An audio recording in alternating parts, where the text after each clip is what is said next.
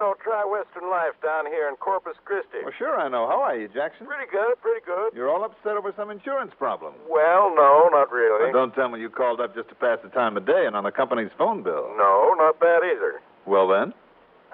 Tell me, Johnny, did you ever hear of the Padre Island treasure? I never even heard of Padre Island. Wait a minute. Sure.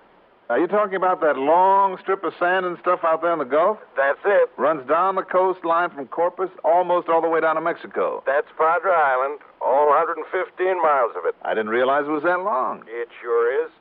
Like you said, that narrow finger of land, sometimes a couple, sometimes 10 or 12 miles off the coast, goes all the way from here down to the northeast corner of Mexico. Uh-huh.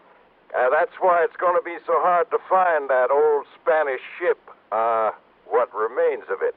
What are you talking about? Loaded with Spanish doubloons. A lot of solid gold bullion and heaven knows what else. You mean you want me down there to hunt for treasure? Among other things. Ah, there's a hitch to it. What other things? Pretty good bait, though, wasn't it? That treasure fish. What other things, Jackson? Why don't you come on down here and see? On expense account. That's right, on expense account. Okay, you've asked for it. I'll grab a plane first thing in the morning.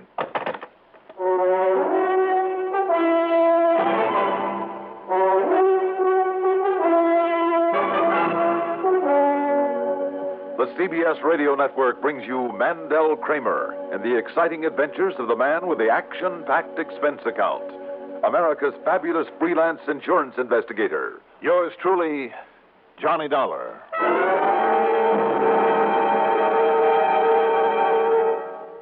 The Kingston Trio sings for 7-Up. Was you ever in Quebec? Getting thirsty, mighty thirsty, loading timber on the deck, getting mighty thirsty. Was you ever in New York? Getting thirsty, mighty thirsty, loading all them barrels of pork, getting mighty thirsty. Fresh up with 7-Up, so clean tasting, fresh clean tasting, fresh up with 7-Up for a quick refreshing lift, boys. Yes, no matter where you are or what you're doing, when it's break time, take 10 and reach for sparkling 7-Up. It's always 7-Up time, so fresh up with 7-Up. Fresh up with 7-Up, so clean tasting, fresh clean tasting, fresh up with 7-Up for a quick refreshing lift, boys.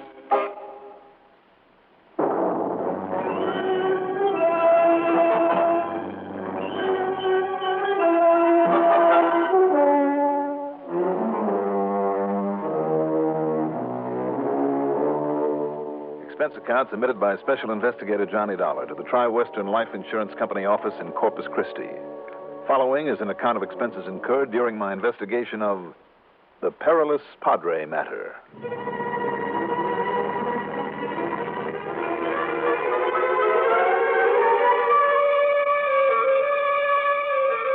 Expense account item 1, $128 even. Plane fare and incidentals to Corpus Christi, Texas. It was late the next morning when I got there, and to my surprise, Jack Price wasn't at the municipal airport to meet me. So I grabbed a taxi, that's item 2, a couple of bucks and a half, to the Robert Driscoll Hotel at the corner of Antelope and North Broadway. Checked in, unpacked my bag, cleaned up, and then proceeded to walk over to Price's office in the Katz building. But as I rounded the corner onto Lawrence Street, I passed the big stockbroker's office there, and... Okay, buddy. You feel this in the middle of your back? I feel it. Then eyes straight ahead and keep walking. Act natural, see? You think you can get away with this in broad daylight? This here now 38 caliber Roscoe is the answer to that. You keep walking or I'll blow a hole in you so big you could shove an expense account through it. Oh, please, consider my poor sick wife and 13 starving children. You think that sob stuff will get you anywheres? You can try it on Big Nick and the rest of the mob. We don't like you Eastern hoods cutting in on our territory, see? You try any fancy capers here in Corpus, and you're going to find out that you're the Corpus, see? Now, that's a funny, so you better laugh, see? Better not laugh. I'm sorry, Doug, but I'm weeping because you'll never make it. Oh, sir, you cut me to the quick. I thought that was a pretty good performance in the fine old Johnstone tradition. Johnstone tradition. And I'll tell you this, your brother Jack will never put it in the script when he writes up this case of mine for broadcast. I'm crushed. All kidding aside, Doug, I'm glad to see you. How are you? Fine, Johnny, fine. But why doesn't that brother of mine let me know in advance when you're coming down here? Doug, are you forgetting that he can't dramatize these insurance investigations for the air until after they're done and over with? Well, I guess you've got a point there. But how'd you find out so soon? Well, that's just the point, Doug. I didn't. You what? Mr. Johnstone, I will have you know that at this moment, I haven't the least idea what I'm supposed to be investigating down here. Well, then maybe I have. Oh? You were on your way to Jack Price's office? That's right. Try Western Life over in the... Why, what's the matter? You won't find him there. Well, where will I... Wait a minute, what goes? Well, Jackson Price and I have been good friends ever since I moved down here, Johnny. I know you have. I guess that's why his wife called me this morning to see if I knew what had happened to him. Now, when she told me that he'd phoned to you last night, asked you to come down here, well, then I wondered if you and he had gone out there together. Going where, Doug? But when I thought about it and realized you couldn't have got on down here soon enough for the two of you to have gone out there together last night... Doug, going where? Which wouldn't have made any sense anyway. I mean, going out there at night. Doug. But then, last night was the last she saw of him. Doug, that bush you're beating around. Yeah, I know. Come on, Johnny. You and I had better round up some equipment and get out there without wasting any time. Get out where, Doug? Padre Island. Oh. Yes. And let's hope that... Well, let's hope we find Jackson still alive out there.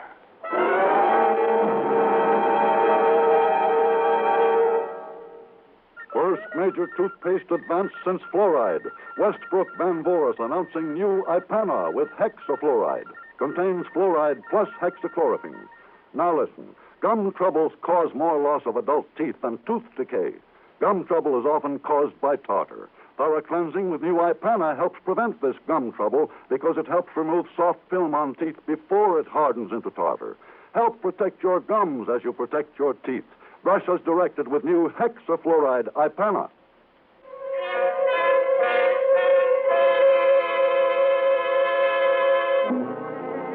When Doug Johnstone spoke of rounding up some equipment, he meant getting hold of a beach buggy, the sort of contraption that was just as much at home on soft sand as on a paved highway. Turned out to be a Jeep with a set of the biggest, fattest tires on it I'd ever seen. Doug borrowed it from a friend of his by the name of Obie O'Brien, who was very, very curious about where we were going and why. Well, I thought I told you, Obie. Johnny here is absolutely nuts about fishing. Oh? Sure, Obie. Why else do you think I'd come all the way down here to Corpus Christi? Well, from what I've heard about you, Johnny... File in, Johnny. We'll see you later, Obie. Sure, but from what I've heard about you, Johnny... From what I've heard, Obie, we ought to have some pretty good luck over in the surf over on Padre. Well, just answer me one thing. If you two are going fishing, where's the tackle? Oh, we'll pick up whatever we need at my place. Oh, fishing, huh? Well, what else? Let's go, Johnny. Sure. You sure you don't want me along, too? Now, you know that three's a crowd in this rig of yours. Oh, it is, huh? And besides, why should I let you in the secret of all my pet spots over there on the island? Well, okay. Okay, I can take a hint, but I don't believe either of you guys. I mean about going fishing. And I'd still like to know, Doctor... Obie, if curiosity killed people like it's supposed to kill cats, you'd be dead 10 times over. So what's wrong with being curious? O'Brien, my boy, it'll only get you into trouble. So what's wrong with a little trouble now and then? We'll see you later, Obie.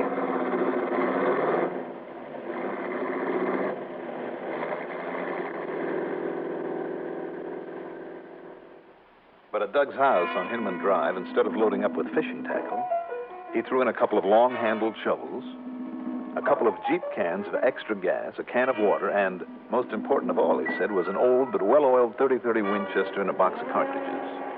You'd better throw some shells into it, Johnny. I don't like toting a loaded gun in a car any more than you do, but I think we'd better be prepared for anything. We tore on up to the north end of town, then across the new causeway to Padre Island, through the park, then headed south on the so-called highway that stretches from one end of that long, narrow, sandy island to the other. Then, and only then, did Doug tell me what it was all about. And he unfolded one of the most fascinating bits of history I've heard in a long time. You see, Johnny, it goes back to the year 1553, when a Spanish treasure fleet, 20 ships or more, set out from Veracruz, Mexico, loaded down with more gold and jewels than you can shake a stick at. The treasure that Jack Price told me about over the phone. Just let me get on with the story. Sure, go ahead. Now, somewhere along the line, they ran into a terrific storm. That sent 3 of those galleons to the bottom, at least 3 of them. No wonder there's so much treasure hunting off the lower coast of Florida. Right. Now, some of the ships got through that storm and kept on eastward. But most of them came back westward, hoping to get back to Mexico in safety, maybe to the port of Tampico. Tampico? Right. Now, that's about 400 miles south of here. Uh-huh.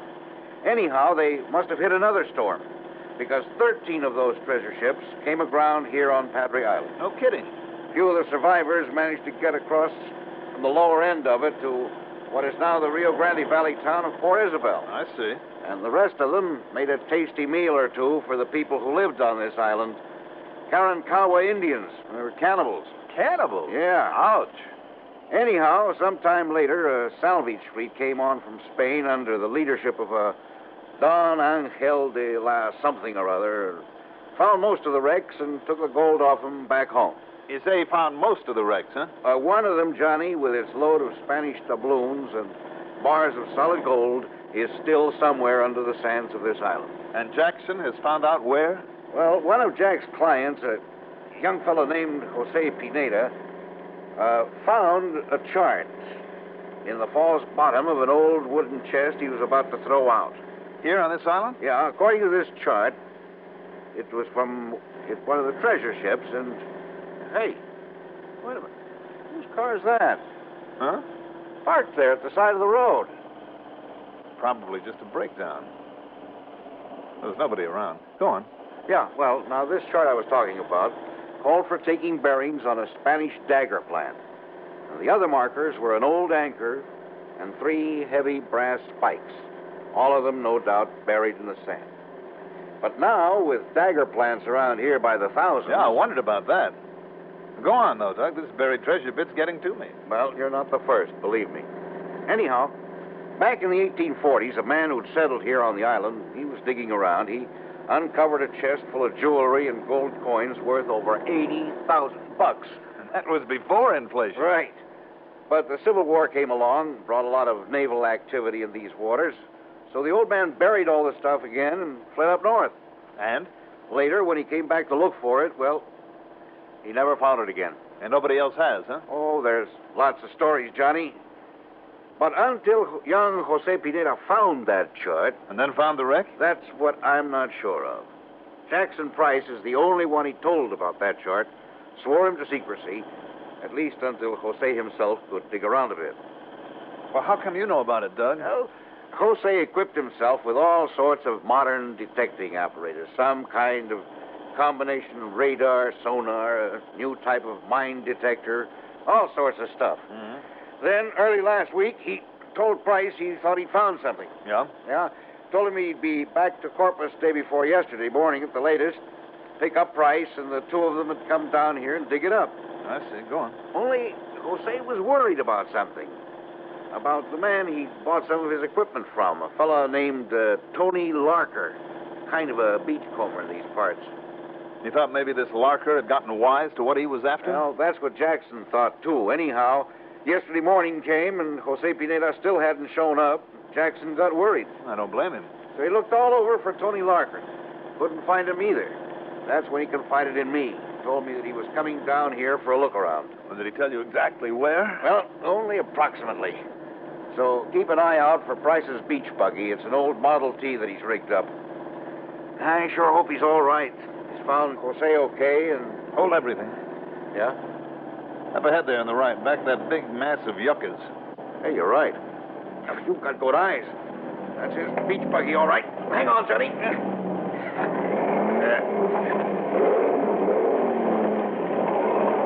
Kind of a deep hollow in that sand. Yeah, it's an old treasure hunting spot. Look, Doug. Somebody's working in it. I caught the flash of a shovel. Well, thank goodness. That means that Jackson's okay. Skirt around that big mound on the left. Right. It looks a little smoother over there. No sooner said than done. Hang on. Hey, you were right. This is a lot better. It's a better approach to that hollowed-out spot, too. Only, What's happened to Jackson? Where is he now? well, his buggy's still there. Slow down a minute, Doug. Shouldn't Jose Pineda's car be out here, too? Yeah, you're right. You sure it was Jackson in that hollow? Well, who else could it have been? Well, why did he duck out of sight when he saw us coming? I don't like the looks of this. He's shooting at us. Let's get out of this thing and around to the back of it. I'm way ahead of you. Listen, that bullet through the windshield was too close for comfort. Wait a minute. I can just reach that old 30-30 in the back without making a target of myself. There it is. Be careful, will you? Stay down. Johnny, I don't get it. I'm afraid I do. That isn't Jackson pulling off those shots. Well, it certainly isn't Jose Pineda. I know that he wouldn't. Larker. Tony Larker. Sure. If there really is all that treasure out here, if Jose and Jackson found it, and if Larker found that out, Where are they then, Jose and Jackson? let's just hope they're still alive.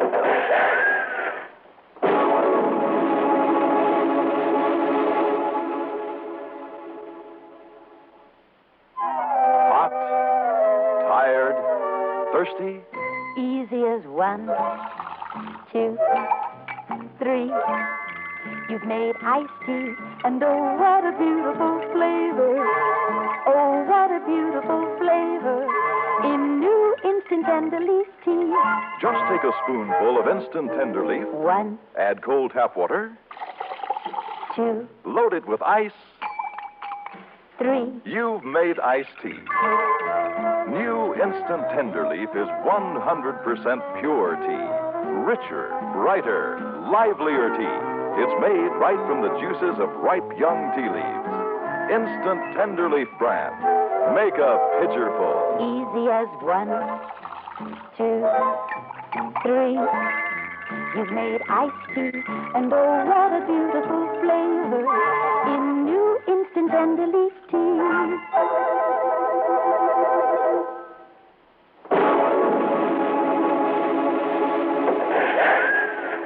What'll we do, Johnny?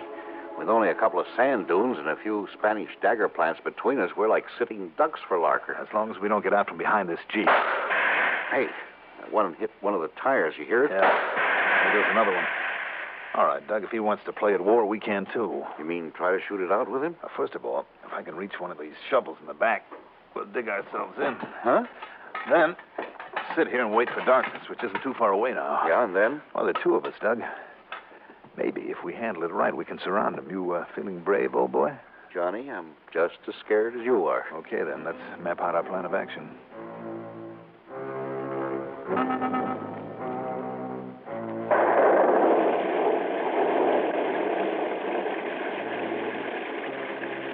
We didn't have to wait for dark. Old Mother Nature suddenly stepped in and gave us a hand with one of the quickest, windiest, wettest thunderstorms that ever came up out of the Gulf. Doug and I separated them, he with that 30-30 rifle, me with the only handgun that I always carry. In the darkness, he circled wide to the right, firing an occasional shot in the hope of drawing the fire and the attention of Larker, there in the protection of that big hollow in the sand. Most of the light now came from the lightning, and I ran and stumbled over the dunes through the clumps of yucca. Then as I got close, got down on my belly, as I was about to make the sneak into the hollow. Oh, no. Johnny! Johnny! Larker's got away! I heard him take off in Price's car. Only thing we can do is go back to our buggy and... Those tires. Yeah. How are we going to get... Hey, Johnny, look. Did you see them? Two of them down there in the hollow. Come on.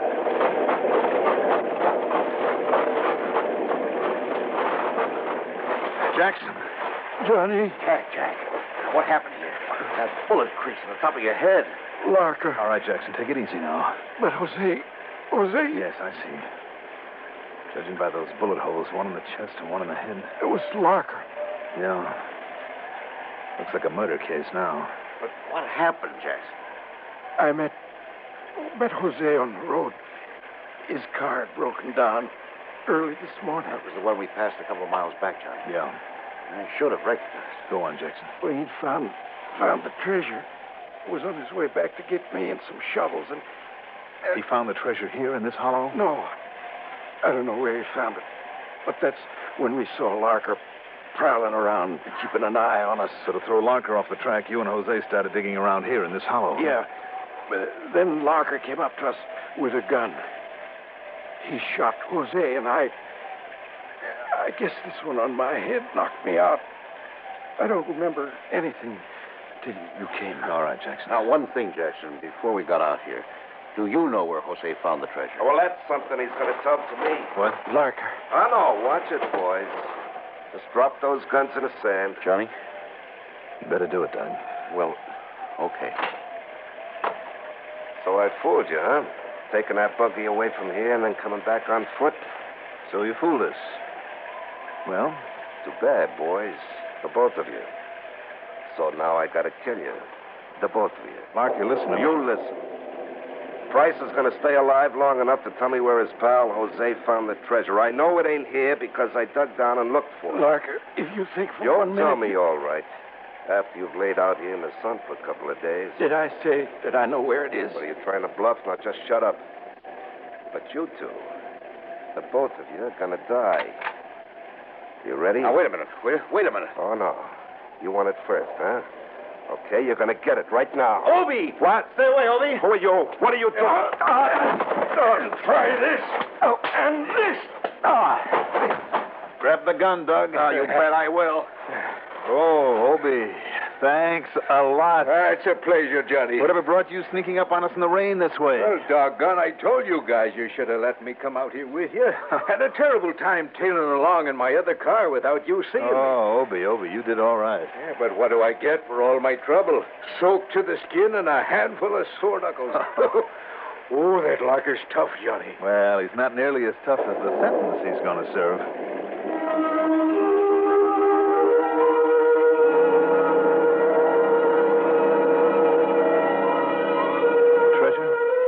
I'm afraid the secret of its location, there on Padre Island, died with Jose Pineda. Unless, of course, somebody happens to find out where he hid away the chart. But you can bet your bottom dollar there'll be plenty of people looking for it. Maybe even Jack Price and Obie O'Brien. As for Doug, he says he's had enough of it. Expense account total, including a suit of clothes for Obie and a couple of new tires for his Jeep, $485 even. Yours truly, Johnny Dollar.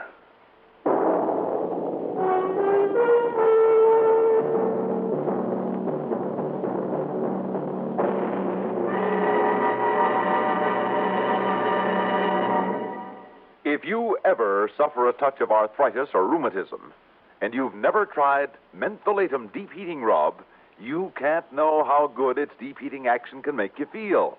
As you massage it into painful areas, you feel its deep heating action. You know relief is on its way. Mentholatum deep heating rub is an extra strong combination of active ingredients for safe, temporary relief of minor arthritic rheumatic pain.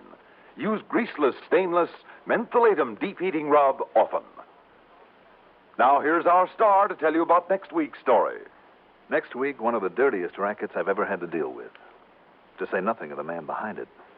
Join us, won't you? Yours truly, Johnny Dollar.